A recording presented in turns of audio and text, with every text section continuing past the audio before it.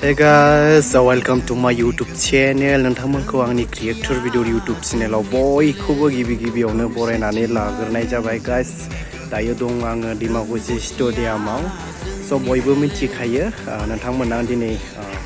दिमाकुचि स्टेडियामाव जानो गोनां जानिखि ISPL जानि फुटबल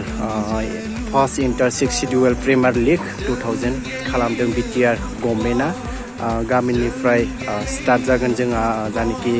फुटबल मेट्सआ ओपनिं फार्स्ट जागोन बे स्टेडियामावहाय स' नोंथांमोना दिनै प्रिपारेसन जानिखि फिल्डआव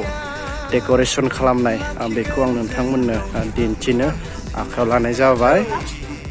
बे जाबाय मेन गेट नोंथांमोना बे मेन गेटनिफ्राय हाबनानै नोंथांमोनानियावहाय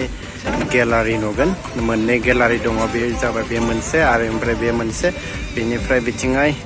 टेम्परारि गेलारि जनो थाखाय बिथिंहाय बनायना दोनदों आरो लोगोसे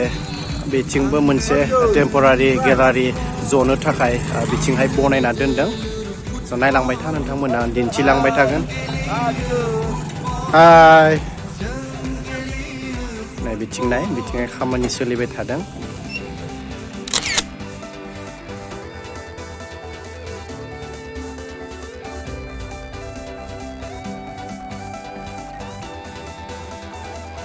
स' नोंथांमोननो आङो मोनसे बाथ्रा फोरमायनानै होखानो सानदों जोंहा जानिखि फार्स्ट ओपनिं गेमा नाइटआव जागोन बिथिंहाय नै लाइट फिटिं खालामनानै दोनबाय बिथिंबो लाइट फिटिं खालामना दोनबाय फार्स्ट ओपनिं गेमाल'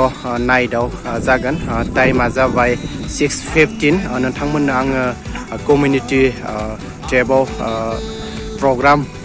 लिस्टखौ आं नोंथांमोननो होनानै दोनबाय नोंथांमोना थांनानै नायनो हागोन स' लोगोफोर जोंहा फार्स्ट ओपनिं गेमखौ गेलेगोन BTR भार्सेस लाइ अट'नमास डिस्ट्रिक्ट काउन्सिल बिसोर मोननै टीमा फार्स्ट ओपनिं गेमखौहाय बे दिमाकुचि स्टेडियाम ग्राउन्डआवहाय गेलेगोन गाबोन ओपनिं सेरेमनि दङ स' नोंथांमोना बयबो जाहाथे बे ISPL inter 6 schedule premier league नोंथांमोना जाहाथे बे दिमाकुचि स्टेडियामाव बयबो जाहाथे नायनो फैयो स' गाइस आं नोंथांमोननो दायो ग्राउन्डआव जानिखि प्रिपारेसन खालामनाय ग्राउन्डआव जानिखि डेक'रेसन खालामनाय बेखौ आं नोंथांमोननो बे भिडिअनि गेजेरजों दिन्थिनो आखायाव लानाय जादों स' गाइस बे जाबाय गेलारि बेयावहाय नोंथांमोना जनो हागोन बे जाबाय टेम्परारि गेलारि आरोना बेयावहाय नोंथांमोना जनो हागोन बेनिफ्राय बिथिंहाय गेलारि दङ गेलारिया गासै बिथिंहाय मोनब्रै जाबाय बेनिफ्राय बिथिंबो गेलारि दङ बेनिफ्राय बिथिंबो गेलारि दङ बिथिंबो गेलारिया थाखाबाय बिथिं अफिसियेलि गेस्टफोरा बिथिंहाय जगोन पाब्लिकआ बिथिंहाय जगोन खामानिया दायो सोलिबाय थादों गासिबो बिथिंहाय इंटर 6 शेड्यूल प्रीमियर लीगनि मिथिनाया गासैबो बेनार गोजा बे बेनारखौ नै बिदि खामानिया सोलिबाय थादों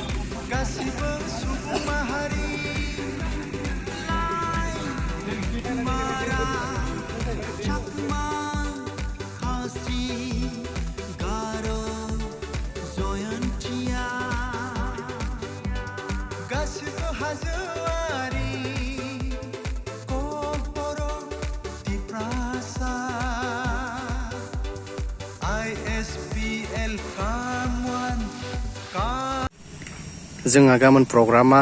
2 बाजिनिफ्राय स्टार्ट जागोन गेमाथ'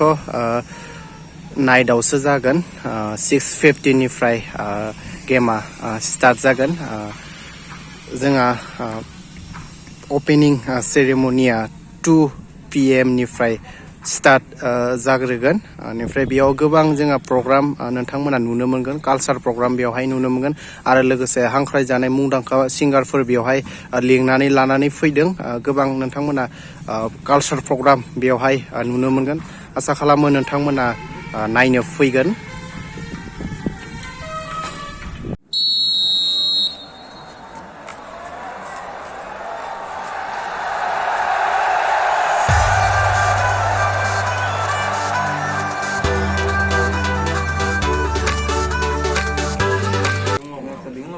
बे जाबाय प्लेयारफोरनि जिरायनाय खथा जागोन बेयावहाय बेयाव एसि होगोन प्लाइबर्डनि दोजोबदो आरो बिथिं बेयाव एसि होगोन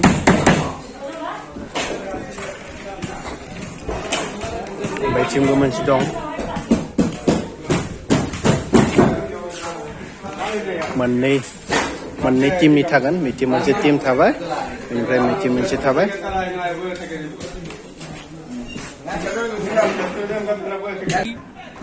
जागायजेननायनि गेलेनायखौ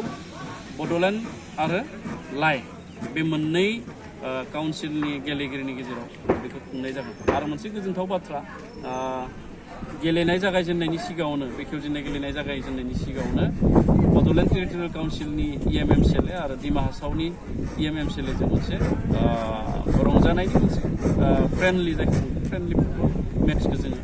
बाहाय खुंनाय जागोन बेजों लोगोसे जोंहा गुबुन गुबुन हारिसानि हारिमु जोङो दिन्थिफुंनायखौ लाखिदों बर'निथ' थाखागोन असमियानि बिहु राभाफोरनि गार'नि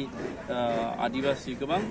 नेपालि गोबां हारिसाफोरनि हारिमु हान्जाखौ जोङो मोसानाय दिन्थिफुंनाय हाबाफारिखौ लादों आरो फोथाराव जोंहा गेलेनाय जागायजेननायनि सिगाङाव मार्चिं जोंहा दङ गावबा गाव काउन्सिला गावबा गावनि दोलोखौ लानानै IMMCL जायफोर बाहागो लागोन फोथारखौ मार्चिं एबा गिदिंगोन बेन्ड ट्रुपजों बे हाबाफारिखौ जों लाखिनाय जादों